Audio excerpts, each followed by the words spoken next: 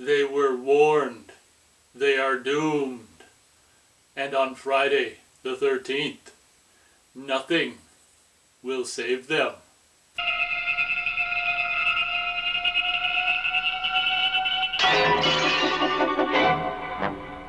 Welcome, huge movie fanatic Nate, stopping on by. I thought it only made sense on this, the 45th anniversary of the theatrical release of one of my favorite films of all time, and a film that started my favorite franchise of all time. I thought it only made sense to stop on by on this day, the 45th anniversary of the release in the theater of Friday the 13th.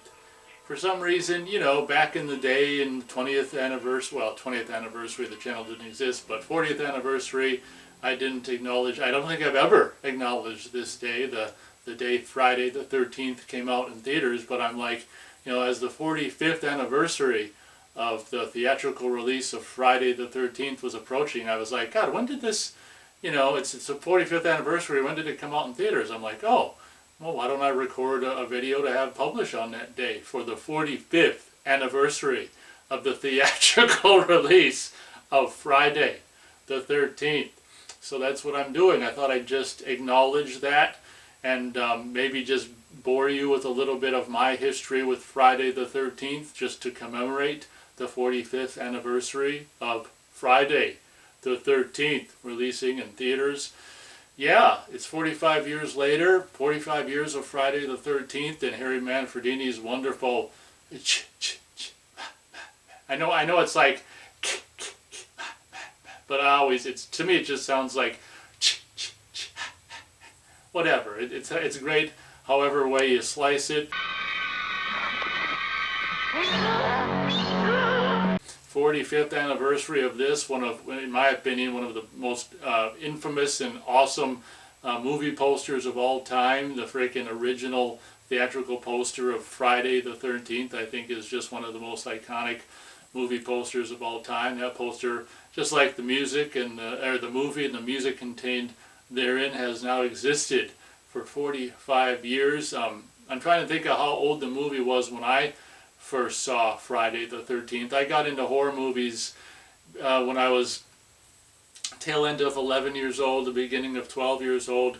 So I might have seen, you know, the first Friday the 13th sometime around when I was just, you know, just the tail end of being 11 and just becoming 12. So sometime like 88, 89. So, I mean, Friday the 13th, when I first saw it, it was almost 10 years old at the time. It would have been like 9 years old, yeah, when I first saw Friday the 13th. And obviously being a kid in the late 80s, you know, for me at the time, being 11 and 12 years old, it was all about, I had this kind of backwards mentality where it was all about the newest one is the best, just because it's the newest one kind of a thing. And as a kid, like 12 years old, I was more interested in, you know, but by then, you know, obviously Friday the 13th meant the guy, you know, the hockey player wearing the hockey mask and stuff. So for me at the time, Friday the 13th, you know, was, you know, as a kid I wanted to see Jason and the hockey masked Jason, you know, walking around slaughtering,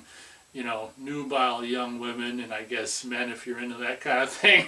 But yeah, so I remember it. The funny thing is with my history and with the original Friday the 13th is it's like when I first saw it, you know, it wasn't like this instant love, because it, of course, as we all know or may not know, we probably know, the first Friday the 13th, with the exception of like the flashbacks of seeing, you know, the young Jason dying and all this kind of stuff, and the surprise ending which may happen towards the end of the movie. I mean, most surprise endings happen towards the end of a movie. But, you know, Jason, with the exception of those, you know, couple scenes and stuff, doesn't appear in the original Friday the 13th, and Jason isn't the killer in the original Friday the 13th. So it did take me a little bit to warm up to it. I don't think I thought too much of Friday the 13th, you know, the original film, when I first saw it when I was 12 years old. And cut to like a year later when I was 13, I remember, you know, at Suncoast, I was a big, you know, customer at Suncoast Motion Picture Company, And I think it was when I was 13 years old, I bought this Star Maker double cassette release of Hellraiser 1 and 2. And of course, I was aware of the fact that Hellraiser 2, you know, the one I rented from the video store was the unrated version. And then I was disappointed. I didn't even think about it when I bought the Hellraiser 1 and 2, you know, Star Maker extended play garbage crap VHS cassette, you know, 2-movie double feature pack, whatever. It didn't even occur to me to make sure that, you know, the Hellraiser 2 was unrated. Of course it wasn't. It was the R-rated version. So we took it back to Suncoast and had a, you know, me and my dad, mostly probably my dad, we made this big stink like, yeah, oh, you know, and I said, yeah, the price tag was covering up the fact that it says rated R, and the manager, it was probably the guy who would later on go on to hire me, you know, and probably, yeah, 4 years later or whatever. I bet it was the same guy.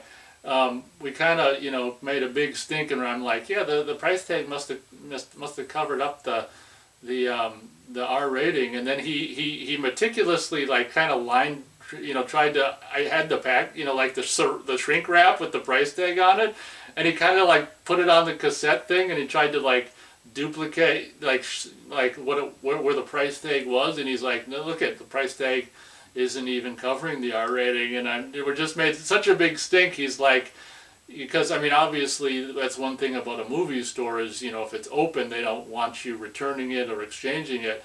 But we made such a big stink. He let us exchange it, and I remember what I exchanged it for was Friday the 13th on VHS, and this was back so long ago when it was still like the SP, you know, standard play, you know, normal VHS version of Friday the 13th. That makes me think that the Hellraiser double pack must have been $20, because I'm sure at the time Friday the 13th may have been $20 on VHS at the time.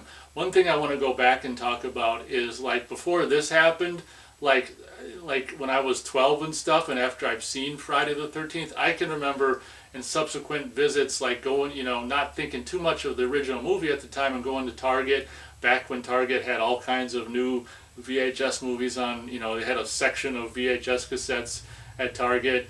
And I can remember, you know, they had a little, I don't know if I can't even remember if they had genres or how they had the movies situated at Target, but I can remember, you know, there was a section with some of the, you know, Friday the 13th films.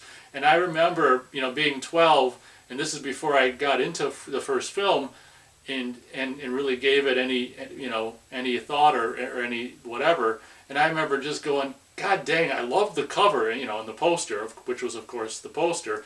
I love the cover of, you know, and the side spine, how it's white with the Friday the 13th. Like, I love the packaging of the first film, but I don't like the first film, you know, because it's not Jason. And I just remember having, you know, when I was 12, this kind of, God, I want to buy the VHS, but I don't like the movie. I can't, oh my God. To even say that now is just like, you know, blasphemy or whatever. But yeah, I can remember on multiple occasions going to Target and seeing like Friday the 13th, you know, part 2, 3, 4, 5, 6, 7, whatever they had, you know, for sale in their little VHS section, just thinking, God, I love the first movie, you know, the cover, the packaging of the first movie, but Jason's not in the first movie, so why would I buy it? So cut to, you know, when I was 13, the debacle with the Star Maker, you know, VHS crap double release of Hellraiser 1 and 2, both R-rated versions. The manager of Suncoast, same guy who probably would hire me 4 years later, was like, fine, you know, you're obviously, this isn't what he said or anything, but you're obviously not going to leave until I just give you what you want so you can exchange it. So I got the VHS cassette release of Friday the 13th, and when I was 13, oh wow, I didn't even put that together, but when I was 13 began my basically my purchasing of all of the available, you know, VHSs that were available at the time. And you know, the VHS of 8 had recently come out in early, you know, 1990 there, and I was 13 in 1990. So I don't exactly know when, you know, the price would have dropped on, you know, Jason Takes Manhattan. But I'm pretty sure, you know, when I was 13 in 1990 is when I began, you know, my purchasing of all, you know, that I could find or that were available at the time, all of the Friday the 13th films on VHS. And it makes you wonder if, like, I can't remember for the life of me which ones I would have had first, but it almost makes you wonder if that debacle with the Hellraiser 1 and 2 Star Maker garbage VHS release is actually what began the journey for me to actually buy all of the VHSs of Friday the 13th that were available at the time. This right here is a Polaroid. I wish, of course this stuff doesn't have no date on it, but I wish I knew when this was taken. I can only assume it was late 1990 or early or sometime in 91.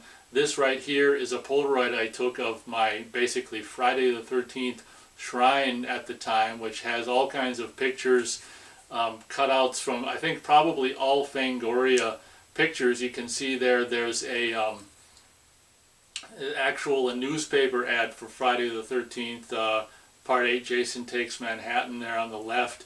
It was all black and white, but they spent the extra money and they actually had the title in red, as you might be able to see. But I think the majority of all these other pictures I just cut out from various Fangorias from, the late, not only Fangorias, but just the horror movie kind of magazines from the late 80s. Unfortunately, as you can see here, with the Polaroid camera, I use the flash. It kind of obviously can't really see the VHS covers so much of Final Chapter and New Beginning, but this is all of the Friday the 13th VHSs that existed in 19. I can only assume this is, like I say, it's I don't know when you could, was Part 8 was available for, $20 or whatever.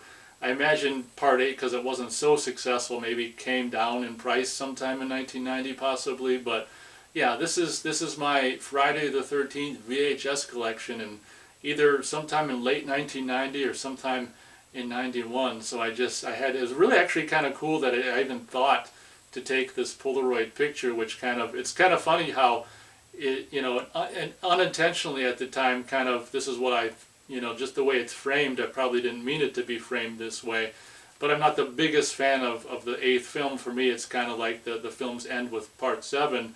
And it's kind of interesting how 8 is kind of not fully in this picture, like I say, and probably not intended, but just the way fate made things happen. But yeah, this is like a 13 or 14-year-old Nate's, proud displaying. This is on top of a shelf. You can see the ceiling there, and proud displaying of all the store-bought. And these are all standard play versions. This is before the Friday the 13th films would go on to be available in frickin' extended play VHS bullshit releases. So Nate proudly displaying his all 8 of his purchased, store-bought official VHS releases of the Friday the 13th films Polaroid picture. So that, that Hellraiser 1 and 2 Star Maker VHS garbage debacle, it's interesting how it began my appreciation for the first film, because it seems to me like maybe I had all the other Friday the 13th that were available at the time, and I was just like, well, I might as well get, the first one or whatever. But it's interesting how that debacle kind of began the start of my appreciation for the original film. I probably went home, opened it, maybe watched it that night or in the subsequent days or whatever, and I'm pretty sure that began my appreciation for the first film, which took a while. I remember by 91, when I was 14, that was when I was hardcore, really a fan of the first film. So it took a couple years for me to really get on board with the first film. But as the years went on, interestingly, the first film, quickly, maybe not quickly, but over the years, being a teenager and getting into 20s and stuff, that the first film quickly became my favorite of all of the Friday the 13th films, and indeed one of my favorite films of all time. Just really just low keyness about the first film. And you can see my if you want to know more about what I think about the first film, there's my movie review of the first film. I did a fan commentary of the first film, so I don't need to go into all that, but I can simply say that just and obviously the filming location and just all of the events as they unfold, I just think they all just exist for a perfect amount of time. And it's like, by watching the movie, it's like you really get just a nice sense of going to this desolate location, spending some time in the sun, swimming and fooling around with, you know, with Kevin Bacon character and the other, you know, his girlfriend chick, and, you know, smoking pot and just playing strip Monopoly, and it's just yeah. So over the course of whatever, you know, I've experienced this movie has been a part of my life for definitely, you know, like I say, I saw it for the first time when the film was 9 years old, and now the film is frickin' 45 years old. So it's definitely been a part of my life for the majority of its existence. So yeah, I just, you know, as always, I kind of blabbed a little more than I probably thought I was. I mean, I knew I was going to blab a bit because I had that Polaroid I wanted to share. I never shared that with you guys. Recently found it. Well, I kind of always knew where it was, but I'm like, oh wow, this would be perfect to, you know, to show in the 45th anniversary of the Friday the 13th video that I'm going to make. So this year I didn't want to let, you know, in this case I didn't want to let the 45th anniversary of Friday the 13th go by without, like, let's publish a video on the actual, you know, release day, the 45th anniversary of the theatrical release of one of my favorite films that started my favorite franchise of all time, Friday the 13th. And I guess that's pretty much all I've got to say for this video. Just thank you very much, everyone involved, you know, in making this film. And it's kind of interesting how, you know, it took like a couple years for me to fully appreciate it. I think, you know, at 12 years old I wasn't necessarily old enough to really appreciate what I appreciate, you know, the things that I'd go on to appreciate about it. Just the slow kind of pace of the movie, which as an adult I find very, very, I mean, satisfying. I love the slower kind of pace of the film, just the lower keyness, and just the fact that how cool is it came out on, you know, the first, you know, year of the 80s, 1980. A lot of great horror movies and movies in general and stuff came out in that year. So yeah, I just wanted to stop on by on this, the 45th, if you haven't guessed, 45th anniversary of Friday the 13th, and just kind of do a little just obsessed fan movie worship, I guess. You know, definitely expect more Friday the 13th themed videos throughout the course of this summer and year and stuff.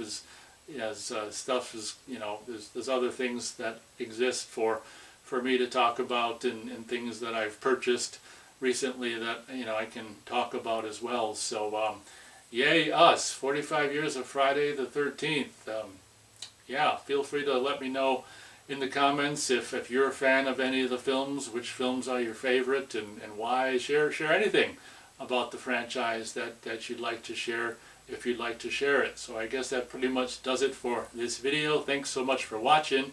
Hope you guys enjoyed, and as always, we'll catch ya on the next video. Oh, hi. What are you doing out in this mess?